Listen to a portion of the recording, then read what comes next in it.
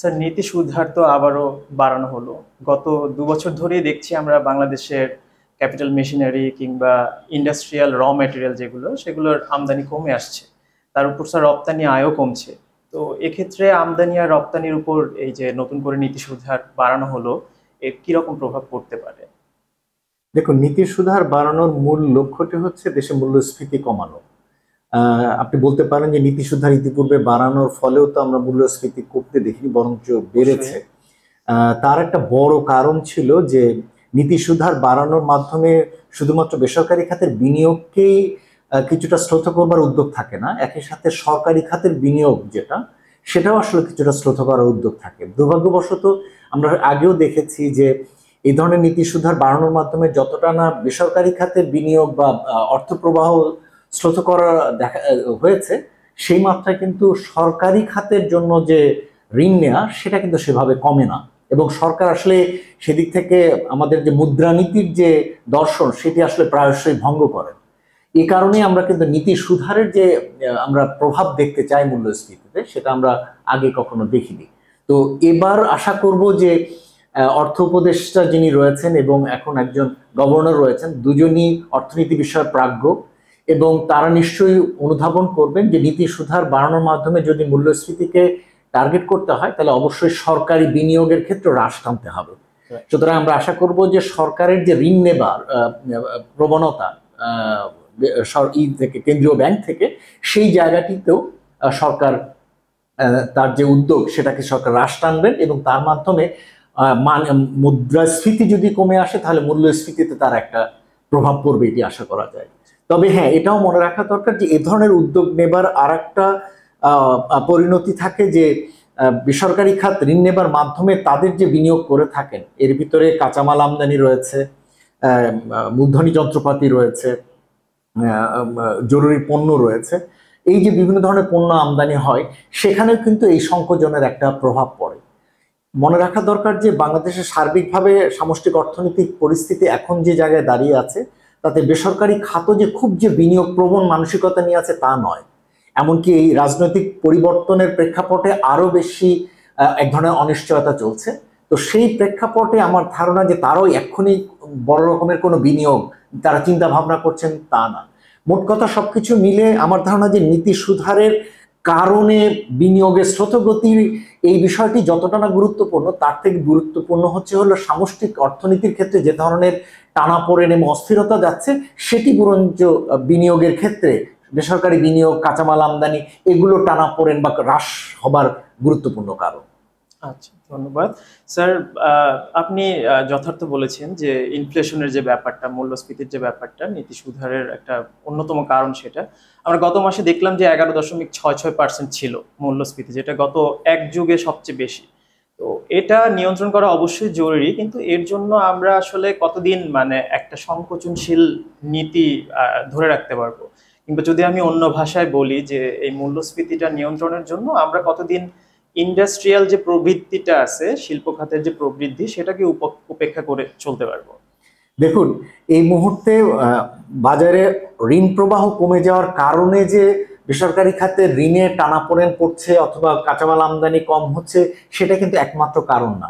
এই মুহূর্তে আমাদের একটা গুরুত্বপূর্ণ বড় সংকট হলো বৈদেশিক মুদ্রা রিজার্ভের সংকট, এবং সেটি অন্য অনেকগুলো কারণের সাথে জড়িত। সুতরাং আমরা যতক্ষণ পর্যন্ত আমরা স্থিতিশীল রিজার্ভ পরিস্থিতিতে যেতে পারছি ততক্ষণ পর্যন্ত আপনি যতই সম্প্রসারণশীল কাঠামোতে আমাদের মুদ্রানীতিকে নিয়ে যান সেটা খুব বেশি কিন্তু বিনিয়োগের প্রভাব ফেলবে না, বরঞ্চ এর ফলে নেতিবাচক প্রভাব হতে পারে এভাবে যে বাজারে আরো বেশি অর্থ এসে সেটাকে বাজারে মূল্যস্ফীতির পরিস্থিতিকে অস্থিতিশীল করতে পারে, আবার এই অর্থগুলো আরো বেশি ড্রেইন হয়ে যাবার আশঙ্কা রয়েছে। সুতরাং এই মুহূর্তের প্রেক্ষাপটে আমার ধারণা যে সংকোচনশীল যে পরিস্থিতি, এবং এটা যদি আরো কিছুকাল অব্যাহত থাকে, যতক্ষণ পর্যন্ত না আমরা সামষ্টিক স্থিতিশীল একটা পরিস্থিতি দেখতে পাচ্ছি, রিজার্ভের ক্ষেত্রে একটা স্থিতিশীল পরিস্থিতি দেখতে পাচ্ছি, ডলারের বিপরীতে টাকার একটা স্থিতিশীল পরিস্থিতি দেখতে পাচ্ছি, এবং তার থেকেও গুরুত্বপূর্ণ হলো বৈশ্বিক পর্যায়ে যতক্ষণ পর্যন্ত না জ্বালানি বাজার স্থিতিশীল হচ্ছে ততক্ষণ পর্যন্ত আমার মনে হয় যে বাংলাদেশের সামষ্টিক স্থিতিশীলতা আসবার ক্ষেত্রে একটা সংকট থাকবে, অস্থিরতা থাকবে, এবং তার ভিতরে নতুন বিনিয়োগ প্রত্যাশা করাটা কষ্টকর। আচ্ছা, বুঝতে পেরেছি স্যার। স্যার আমরা দেখলাম যে ফিচ কিংবা এস&পির মতো যে বৈশ্বিক ক্রেডিট রেটিং প্রতিষ্ঠানগুলো আছে কিংবা বিবিএক্স, তারা হচ্ছে ব্যবসায়ের আনুকূল্যের রেটিং করে থাকে। সবাই হচ্ছে বাংলাদেশের পরিস্থিতি অবলম্বন করেছে, এই রিসেন্ট পলিটিক্যাল আপহিভাল যেটা হলো দেশের মধ্যে। তো এর ফলে আমরা দেখছি যে বিনিয়োগকারীদের মধ্যে বাংলাদেশে বিনিয়োগ করার আস্থা কমে এসেছে।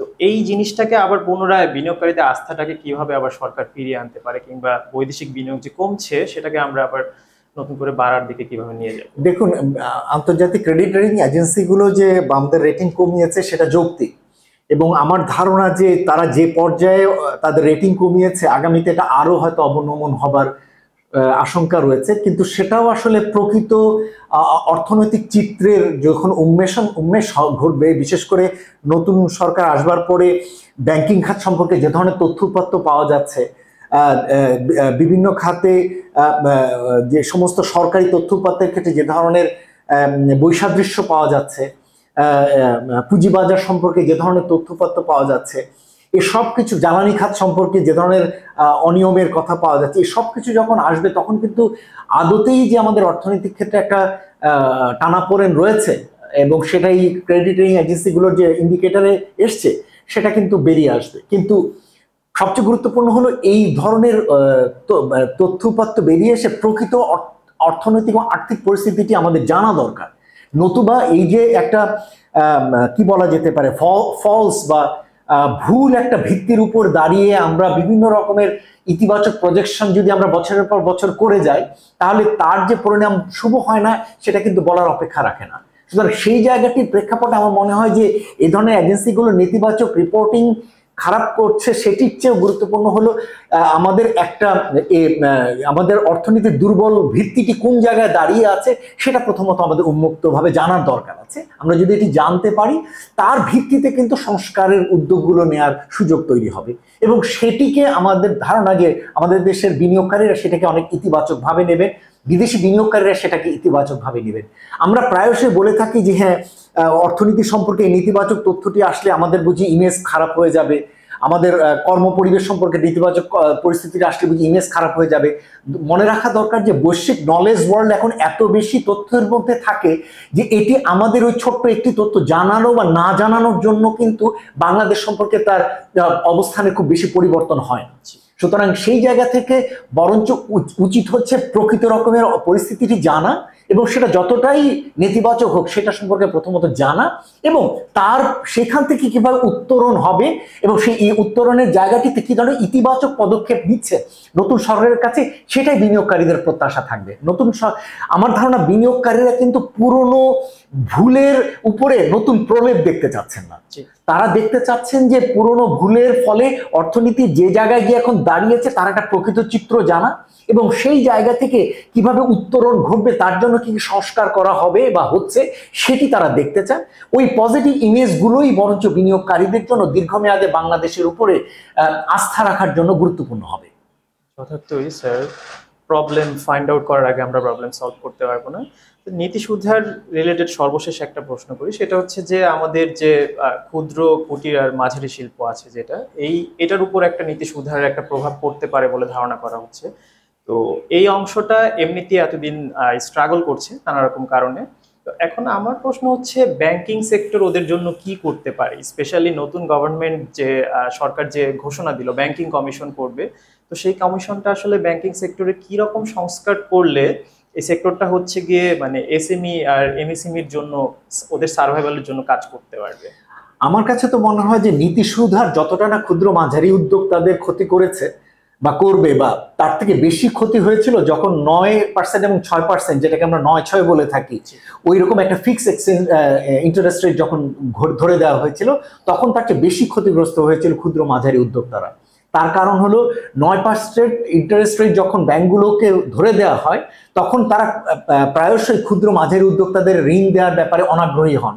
তার কারণ হচ্ছে তাদের অপারেটিভ কস্ট তার থেকে বেশি থাকে, এবং তার উপরে তারা যেহেতু মার্জিন রাখতে চান, ফলে তারা সবসময় 2 অঙ্কের ঘরে তারা ইন্টারেস্ট রেটগুলো এক্সপেক্ট করেন ছোট ছোট ক্ষুদ্র মাঝারি উদ্যোক্তাদের কাছ থেকে। যেহেতু সেটি তারা নিতে পারবেন না, সুতরাং তারা যেটি করেছেন সেই ঋণগুলোকে ক্ষুদ্র মাঝারি উদ্যোক্তাদেরকে না দিয়ে প্রকারান্তরে সেটি তারা বৃহৎ উদ্যোক্তাদেরকে আরো দিয়েছেন, যারা কিনা কম সুদে ঋণগুলো পেয়েছেন।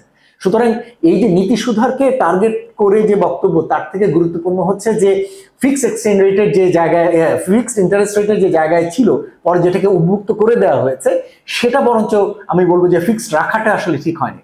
মোট কথা হচ্ছে একটি প্রতিযোগিতামূলক বাজারে প্রতিযোগিতামূলক আসলে সুদের হার থাকা দরকার।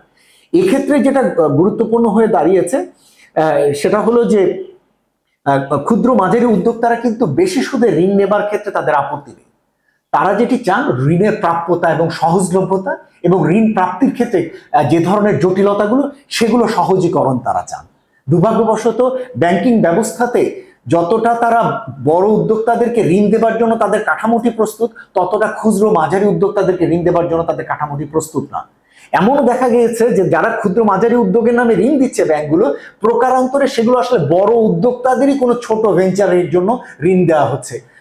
যারা কিনা প্রকৃতার্থে ক্ষুদ্র মাঝারি উদ্যোক্তা, যাদের জন্য কিনা সিড মানি দরকার, যাদের জন্য কিনা একটা উদ্যোগ শুরু করবার জন্য অর্থ দরকার হয়, তারা এখনো আসলে বড়ভাবে বঞ্চিত।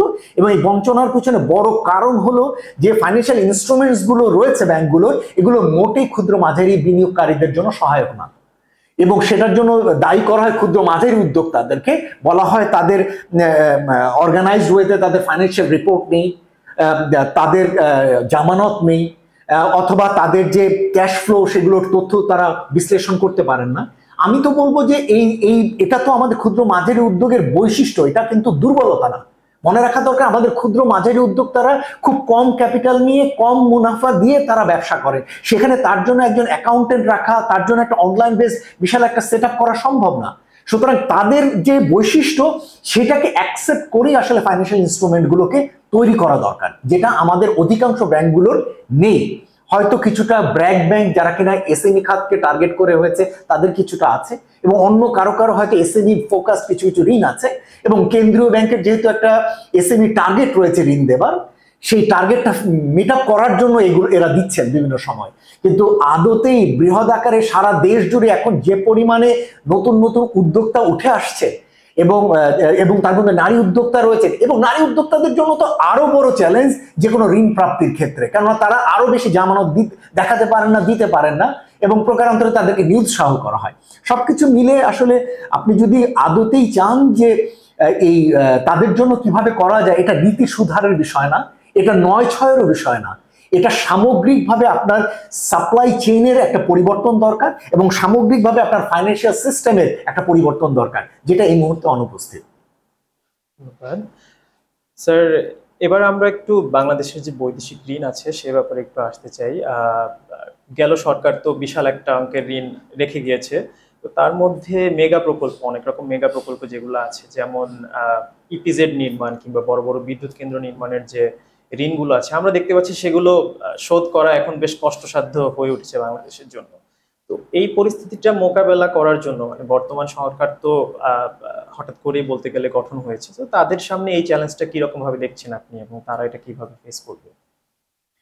দেখুন, প্রথমত যে শিক্ষাটা এই সরকারের নেওয়া দরকার, সেটা হচ্ছে প্রকল্প নেবার ক্ষেত্রে যে ধরনের প্রক্রিয়াগতভাবে যাওয়া দরকার, যেটা কিনা আগের সরকারের সময় বিভিন্ন প্রকল্প, বড় প্রকল্প নেওয়ার ক্ষেত্রে যেটাকে এড়িয়ে যাওয়া হয়েছে, সেইটি যেন না করা হয়।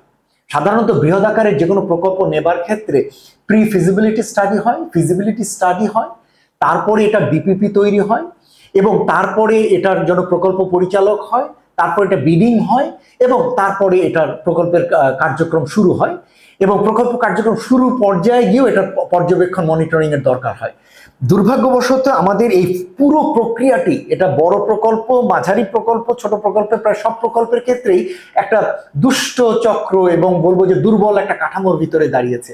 অনেক প্রকল্পের ক্ষেত্রে অনেক প্রকল্পের ক্ষেত্রে প্রি ফিজিবিলিটি বা ফিজিবিলিটি স্টাডি করা হয়নি।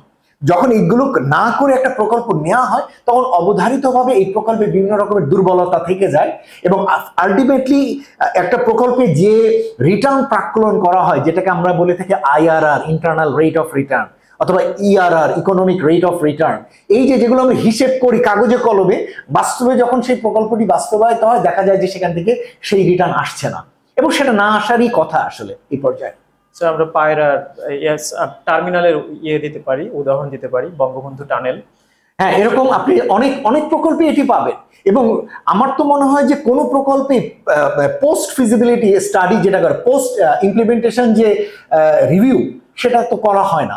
আমার মনে হয় যে এটা দেখা দরকার বড় প্রকল্পগুলোর ক্ষেত্রে কাগজে কি বলা হয়েছিল এবং প্রকল্প বাস্তবায়নের পরে সেই রিটার্ন আসছে কিনা, এবং সেখান থেকে প্রথম একটি শিক্ষা নেওয়া দরকার। এবং আরো কিছু শিক্ষার দরকার আছে। যেমন আমরা ভয়ানক এমন কিছু জিনিস পাচ্ছি এখন, এরকমও শোনা যায় যে যারা কন্ট্রাক্টর তারাই নাকি ডিপিপি প্রস্তুত করে দেন মন্ত্রণালয়, যেটা ভয়ানক একটা বিষয়। যেখানে কিনা ডিপিপি করে সেটা কিনা বিডিং এ যাওয়ার কথা, বিডিং প্রসেস থেকে কন্ট্রাক্টর ফাইনাল হওয়ার কথা, আমাদের আসলে ঘোড়ার আগে গাড়ি চলে গেছে এবং সেই গাড়িকে চালাবে সেই লোকও ঠিক, সেই লোক ঠিক করে দিচ্ছে যে রাস্তার ওই ঘোড়া কি হবে, গাড়ির আগে কি হবে, মাস্তুল কি হবে, সব সেই ঠিক করে দিচ্ছে। এটা তো ভয়ানক পরিস্থিতি। সুতরাং এই যে একটা দুষ্ট চক্র ঢুকে গেছে, এবং এটা ঢুকেছে প্রত্যেকটি মন্ত্রণালয় এবং বিভাগে একটা করে গোষ্ঠী তৈরি হয়েছে, এবং কেউ স্বাস্থ্য দেখেন, কেউ শিক্ষা দেখেন, কেউ লোকাল গভর্নমেন্ট দেখেন, কেউ সড়ক দেখেন, কেউ বিদ্যুৎ দেখেন, কেউ জ্বালানি দেখেন, এবং এক একটা গোষ্ঠী। এবং এই সমস্ত গুলোর ভিতরেও দেখবেন হয়তো বলবে যে কেন আমরা তো সমস্ত নিয়ম ফলো করেছি, আমাদের পাবলিক প্রকিউরমেন্ট আছে, ই প্রকিউরমেন্ট গাইডলাইন আছে, সবই ফলো করা হয়, কিন্তু এমন ভাবে করা হয় যে হ্যাঁ ওই লোকটি ছাড়া আর কেউ পাবে না। প্রকিউরমেন্টের ক্লজ গুলো ওইভাবে তৈরি করা হয়, এমন ধরনের ক্লজ রাখা হয় সেটার ভিতরে যে অন্য সবাই ডিসকোয়ালিফাই করে যায় একজন ছাড়া, অথবা যারা কোয়ালিফাই করে তারা নিজেদের ভিতরে একটা আন্ডারস্ট্যান্ডিং রয়েছে যে হ্যাঁ উনি মানে এইটার জন্য তুমি, পরেরটাতে আমি, ওই পার্ট আমি করবো, এরকম ধরনের একটা ইন্টারনাল আন্ডারস্ট্যান্ডিং রয়েছে। এই যে একটা প্রকল্প গ্রহণ এবং প্রকল্প বাস্তবায়ন পর্যায়ে যে বিভিন্ন রকমের দুষ্টচক্র, এইটার লেসনটা আগে খুব ভালোভাবে আমার মনে হয় যে এই সরকারের পক্ষে নেওয়া দরকার, এবং তার ভিত্তিতে নতুন প্রকল্পে নেবার আগে, বিশেষ করে বৃহৎ আকারের মেগা প্রকল্প নেওয়ার আগে সেটা দরকার। সেটা প্রথম শিক্ষা।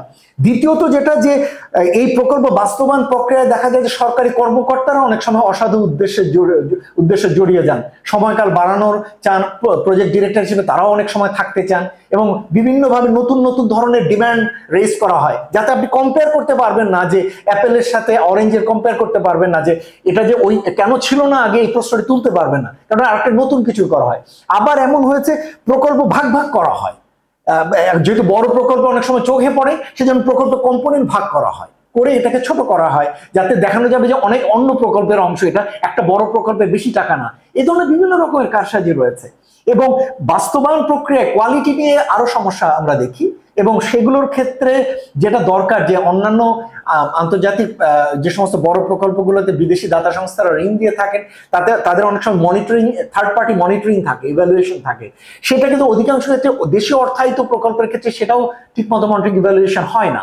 এমনকি লোকাল পিপল যাদের জন্য স্টেক হোল্ডার, তাদের যে অংশগ্রহণ এই বাস্তবায়ন প্রক্রিয়ায়, সেটাও কিন্তু আমাদের এখানে কোনোভাবে করা হয় না। ফলে প্রকল্প যাদের জন্য করা তারাও জানেন না আসলে এই প্রকল্প থেকে তাদের কতটুকু উপকারে আদতে আসবে কি আসবে না।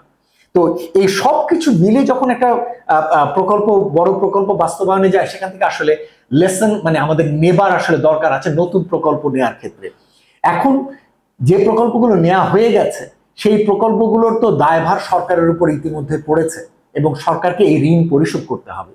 এবং ইতিমধ্যে এই ধরনের প্রকল্পগুলোর ক্ষেত্রে অনেক ক্ষেত্রে আমরা কমার্শিয়াল লোনে করেছি, কোনো কোনো প্রকল্পের ক্ষেত্রে অনেক ক্ষেত্রে আমরা এগুলোকে ব্লেন্ডেড ফাইন্যান্স বলে, কনসেশনাল এবং কমার্শিয়াল লোনের যৌথ উদ্যোগে কিছু কিছু প্রকল্প হয়েছে, কোনো কোনো ক্ষেত্রে এটা কনসেশনাল লোনে হয়েছে।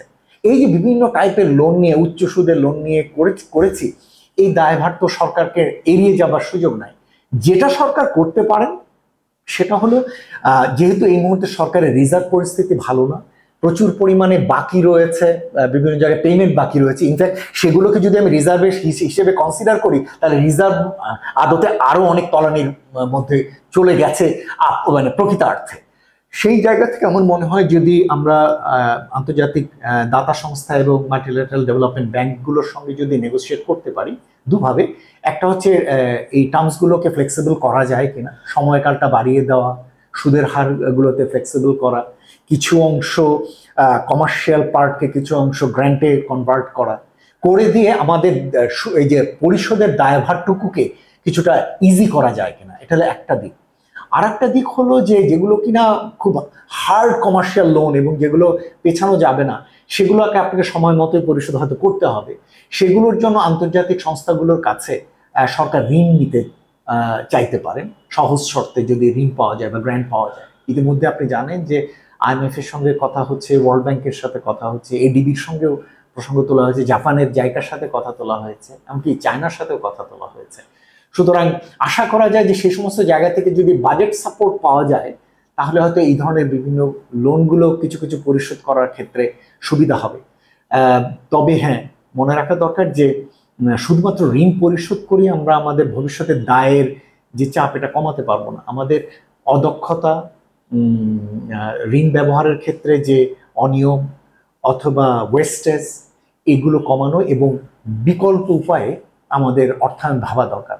একটা হতে পারে আমাদের অভ্যন্তরীণ রাজস্ব কিভাবে বাড়াতে পারি, যাতে করে আমরা নিজেদের টাকা দিয়েই নিজেদের বিনিয়োগ এবং অন্যান্য চাহিদা এটা যাতে আমরা মেটাতে পারি। এবং এক্ষেত্রে বিপুল সম্ভাবনা রয়েছে। যেমন আমাদের CPD 2021 সালের একটা গবেষণা আমরা পেয়েছি যে সরকার ওই বছরে যে পরিমাণ সরকার NBR রাজস্ব আদায় করেছে সেই পরিমাণই আসলে রাজস্ব অনাদায়ী আছে। অনাদায়ী না, এটাকে আমরা বলি হচ্ছে কর ফাঁকি বা কর এড়িয়ে যাওয়া আছে। সুতরাং আপনি বুঝতেই পারছেন যে কি বিপুল পরিমাণ রাজস্ব সম্ভাবনা দেশের ভিতরেই রয়েছে, যেটা আসলে আদায় হচ্ছে না NBR এর দুর্বলতা বা বিভিন্ন পক্ষের কারিগরি এবং অন্যান্য তথ্যপত্রগত এবং ইন্টিগ্রেটেড ফাইন্যান্সিয়াল সিস্টেম না থাকার জন্য। সুতরাং আমাদেরকে শুধুমাত্র বিদেশি ঋণ নির্ভর থাকলেই হবে না, আমাদের অভ্যন্তরীণ রাজস্ব বৃদ্ধির উদ্যোগও নিতে হবে। স্যার, এখানে আপনার এই আলোচনার প্রেক্ষিতে একটা প্রশ্ন করতে চাই, সেটা হচ্ছে যে আপনি তখন যেটা বললেন যে ফিজিবিলিটি হয় না বা ফিজিবিলিটির আগেই কন্ট্রাক্টর নিজে ওটা ঠিক করছে কিভাবে কাজগুলো হবে, কিংবা এই যে এটা যেটা রাজস্বের যে এক্সাম্পলটা দিলেন যে ব্যাপক পরিমাণে রাজস্ব, মানে যতটুকু আমরা কালেক্ট করেছি ঠিক ততটুকু পরিমাণ হচ্ছে ফাঁকি দিয়ে যাওয়া হয়েছে।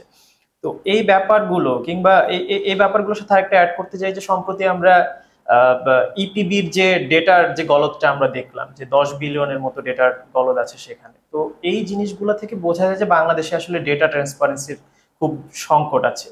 তো সঠিকভাবে স্বচ্ছ উপায়ে রিপোর্টিং বা ডেটা ট্রান্সপারেন্সির জন্য আসলে কি করা যেতে পারে, মানে কিভাবে হলে এই ট্রান্সপারেন্সিটা নিশ্চিত হবে? দেখুন, উন্নয়নশীল দেশগুলোতে কিন্তু তথ্য একটি রাজনীতি, মনে রাখা দরকার।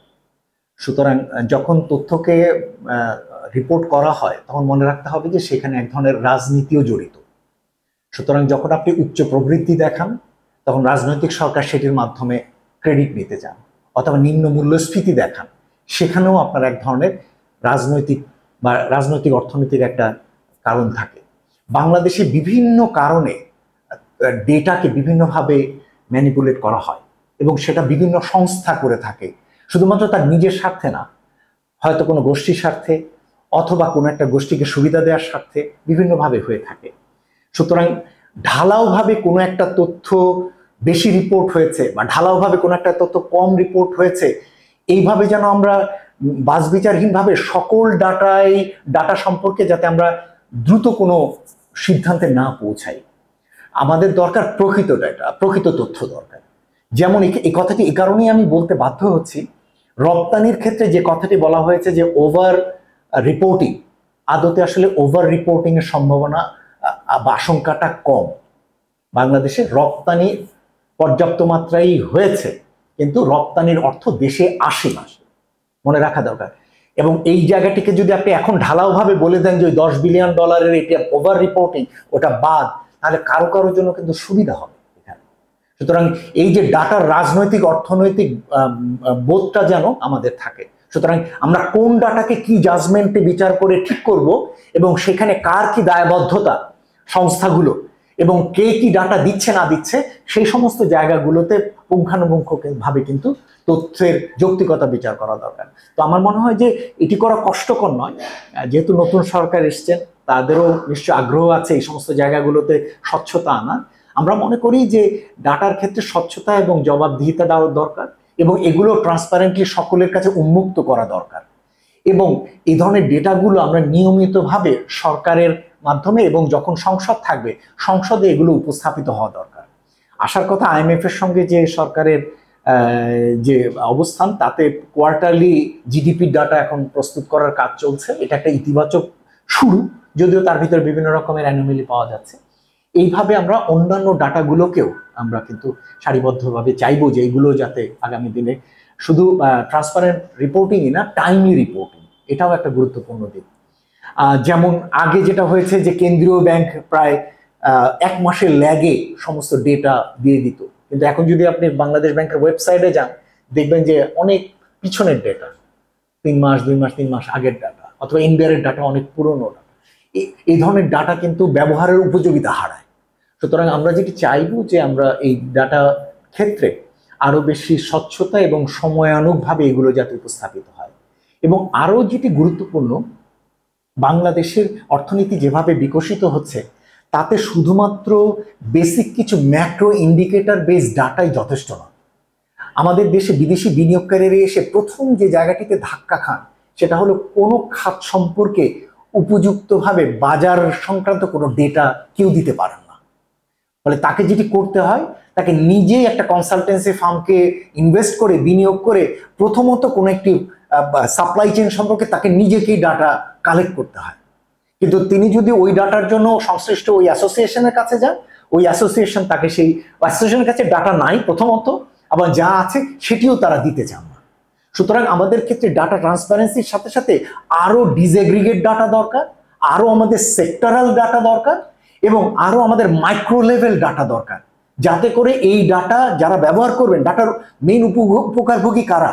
ডাটার মেইন উপকারভোগী হচ্ছে নীতি সিদ্ধান্ত যারা নেন তারা, ব্যুরোক্র্যাটরা, বিনিয়োগকারীরা, গবেষকরা, আন্তর্জাতিক এজেন্সিগুলো তারা।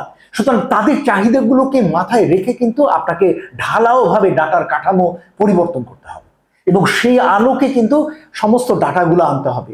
আমাদের দেশে এখন বিবিএস একমাত্র এজেন্সি হিসেবে সরকারের মুখপাত্র হিসেবে যেগুলো দিচ্ছে, খারাপ দিচ্ছে না, কিন্তু আমরা এখানে আরো ব্যাপকভাবে আরো অন্যান্য ধরনের ডাটা আসা দরকার আছে। দক্ষিণ আফ্রিকাতে এই ধরনের ডাটা প্রস্তুতকারী এজেন্সিগুলো কিন্তু একটি স্বতন্ত্র কমিশন হিসেবে কাজ করে। ওখানে এটা বলা হয়ে থাকে, এটা স্ট্যাটিস্টিক্স কমিশন সম্ভবত বলা হয়ে থাকে, এবং তারা কিন্তু সরকারের কোনো এজেন্সিতে রিপোর্ট করে না, তারা সরাসরি পার্লামেন্টে রিপোর্ট করে। সুতরাং বুঝতে পারছেন যে তাদের কতটুকু স্বাধীনতা রয়েছে। এবং ওই যে শুরু করেছিলাম আপনাকে যে ডাটা একটি রাজনীতি বা তথ্য একটি রাজনীতি, সেটির কারণেই কিন্তু এই ধরনের স্বাধীনতাও দরকার হয় এই ধরনের এজেন্সিগুলোর। নতুবা সবসময় বিভিন্নভাবেই একটা চেষ্টা থাকে এই এজেন্সিগুলোর উপরে সরকারের খড়গ নেমে আসা এবং নিজেদের ইচ্ছে মতো সেখানে একটা চাপ ফেলে দেওয়া।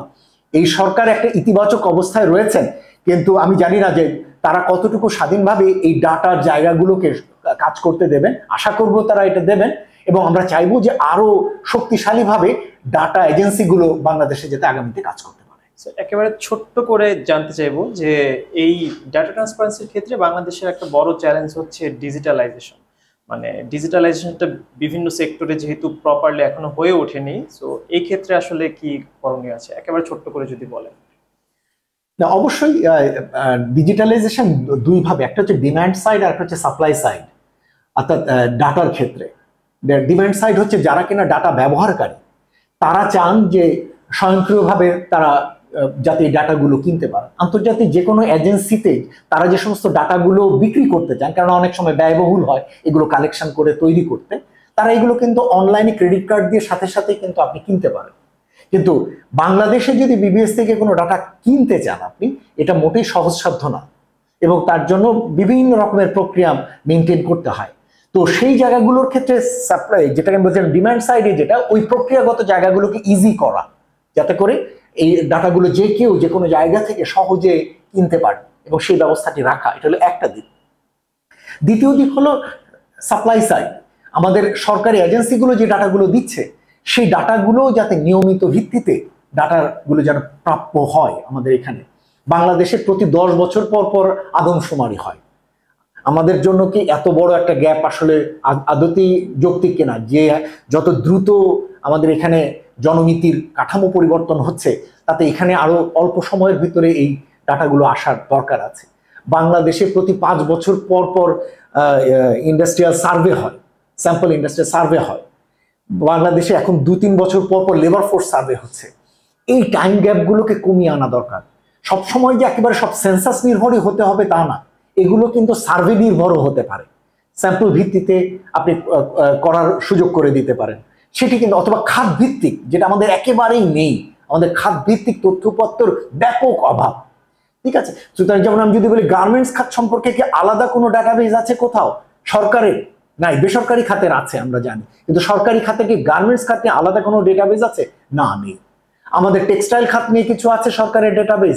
না, নেই। হয়তো বলবে যে কেন, আমাদের এর ভিতরেই তো আছে, ইন্ডাস্ট্রিয়াল সার্ভে স্ট্যাটিস্টিক্স এর মধ্যে 6-7টি ইন্ডিকেটর আছে।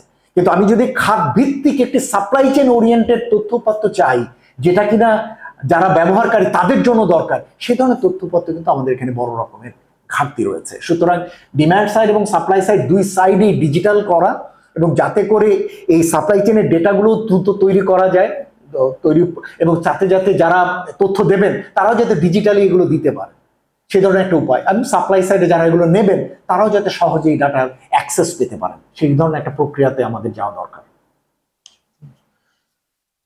স্যার, আমরা যদি একটু অন্য একটি ইন্ডাস্ট্রির দিকে তাকাই, যেমন গত এক দশকে আমরা দেখেছি আমাদের আরএমজি আর সিরামিক্স এর মতো খাতগুলো বেশ উন্নয়ন করেছে, কিন্তু চামড়া একেবারে ডাউনওয়ার্ড গিয়েছে, বা গৃহস্থালী নিত্য প্রয়োজনীয় সামগ্রী বা হচ্ছে প্যাকেটজাত খাবার বা পাটজাত দ্রব্য, এগুলোতে আমাদের পটেনশিয়াল আরো অনেক বেশি, কিন্তু সে অনুযায়ী উন্নতি করতে পারে নাই।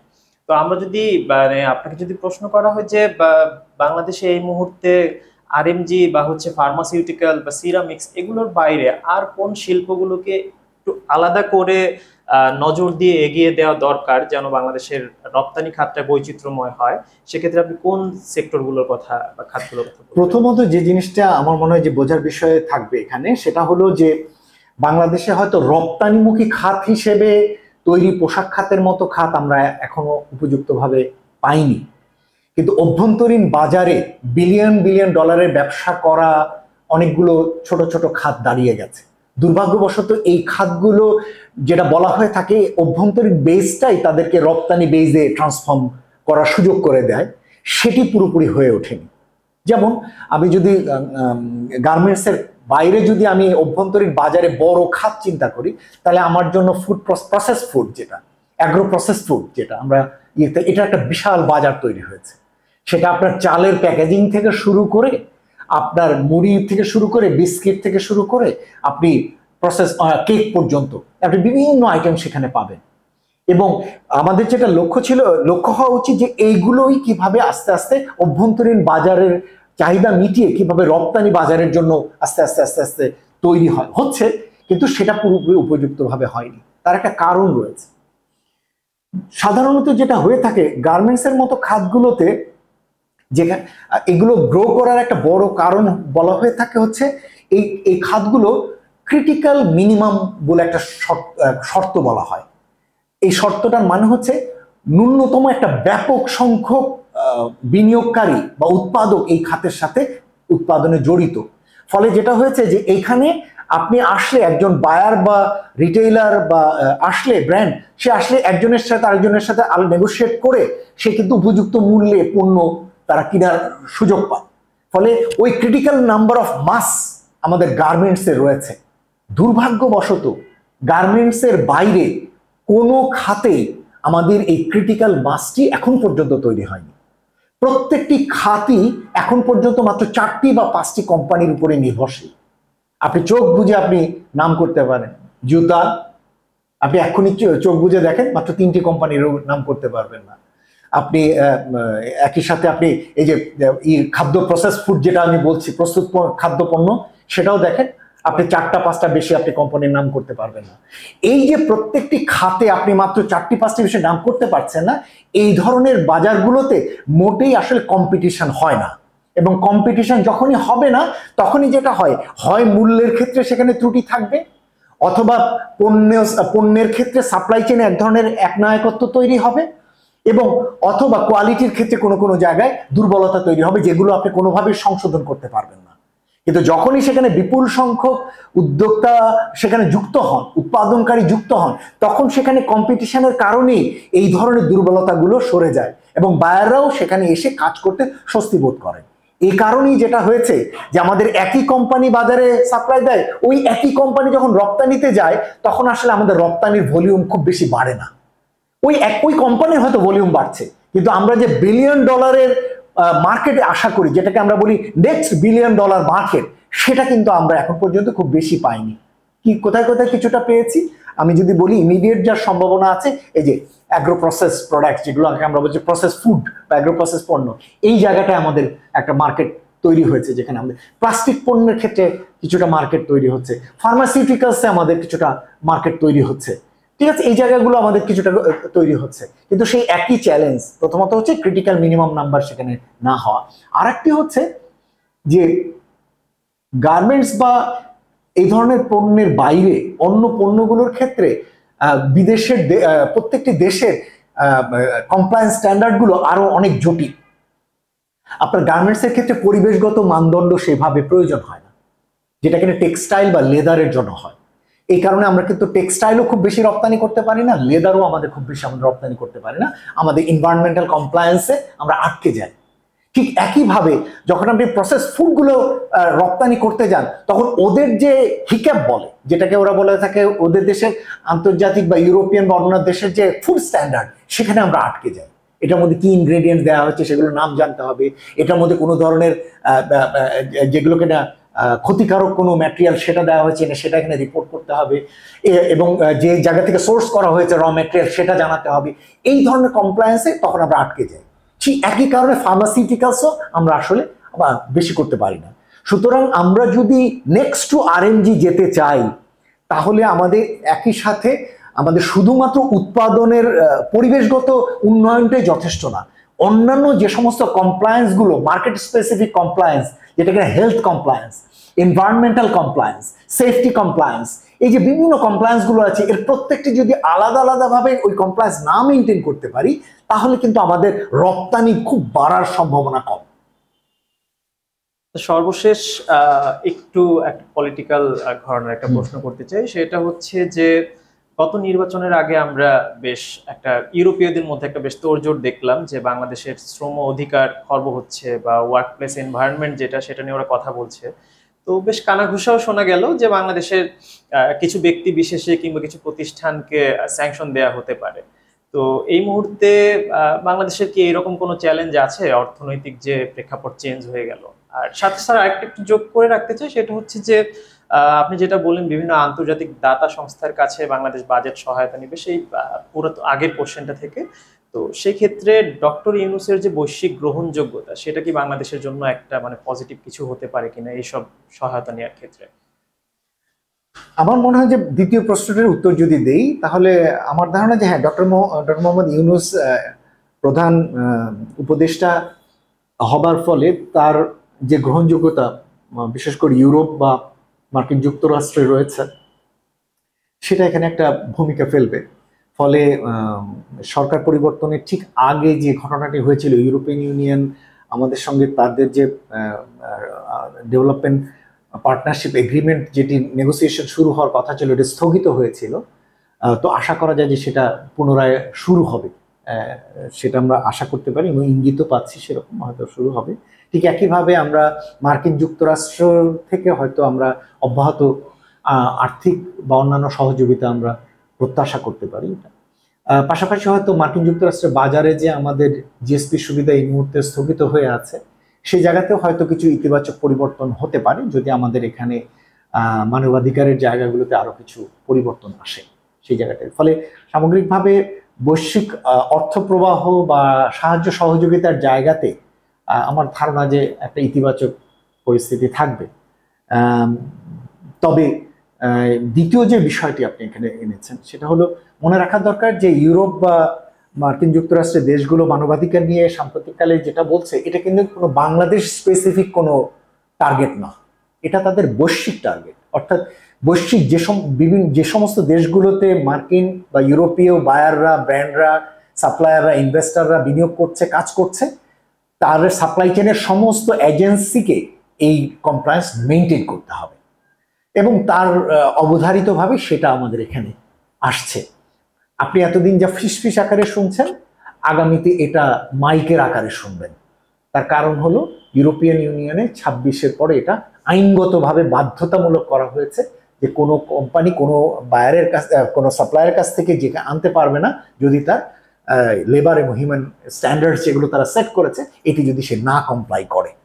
সুতরাং এখন যেটা ফিসফিস মনে হচ্ছে বা মনে হচ্ছে আমাদের দিকে টার্গেট করেই বুঝি ওরা বলছে, না, এটা এটা সামগ্রিকভাবে সকলের জন্য এটা প্রযোজ্য হবে। সুতরাং আমাদের এই ধরনের বিষয়গুলোকে এড়িয়ে যাওয়া বা আমাদের উপরে অযাচিত হস্তক্ষেপ বা আমাদেরকে অযাচিতভাবে বেশি দোষারোপ করা এইভাবে না দেখে এই হিউম্যান রাইটসের জায়গাগুলোতে, মানবাধিকারের জায়গাগুলোতে এবং শ্রম অধিকারের জায়গাগুলোতে গুরুত্ব দিয়ে উন্নয়নের জন্য কাজ করা দরকার। তাতে আমাদের আখেরে মঙ্গলই হবে, ক্ষতি হবে না। অনেক ধন্যবাদ স্যার আমাদের সময় দেওয়ার জন্য।